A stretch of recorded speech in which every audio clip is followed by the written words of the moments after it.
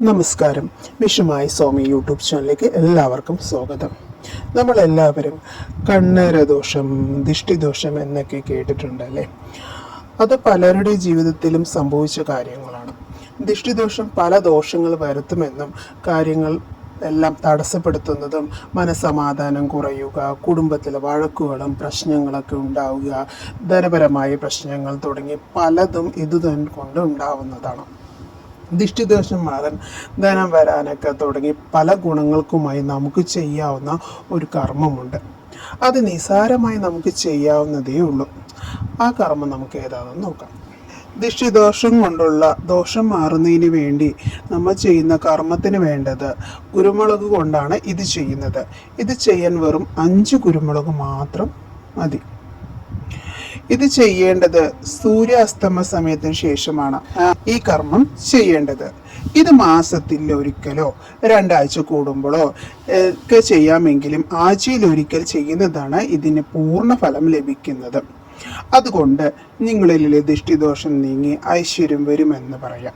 വീട്ടിലെ ധനപരമായ പ്രശ്നങ്ങളെല്ലാം നീങ്ങുന്നതായും, വീട്ടിൽ മാത്രമല്ല തൊഴിൽ സ്ഥാപനത്തിലും ഇത് ചെയ്യാം.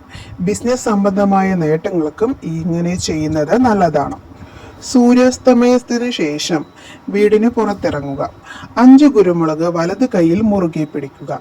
തെക്ക് കിഴക്കിന് അഭിമുഖമായി നിൽക്കുക. 7 തവണ വീതം തലയ്ക്ക് ചുറ്റും ആദ്യം 7 പ്രാവശ്യം വലതുവശത്തേക്കും 7 തവണ ഇടതുവശത്തേക്കും ഒഴിയുക. പിന്നീട് കയ്യിലുള്ള കുരുമുളക് ഒന്ന് തെക്ക് ദിശയിലേക്ക് എറിയുക, ഒന്ന് വടക്ക് ദിശയിലേക്കും എറിയുക, ഒന്ന് കിഴക്ക് ദിശയിലേക്കും എറിയുക, ഒന്ന് പടിഞ്ഞാറ് ദിശയിലേക്കുമായി എറിയുക. ബാക്കിയുള്ള കുരുമുളക് മുകളിലേക്കായിട്ട് എറിയുക. വലിച്ചെറിയുന്നതാണ് നല്ലത്. ഇങ്ങനെ ചെയ്താൽ ദിഷ്ടിദോഷം നീങ്ങുമെന്നും പിന്നീട് കൈകാലുകൾ കഴുകി മാത്രം വീട്ടിലേക്ക് പ്രവേശിക്കുക.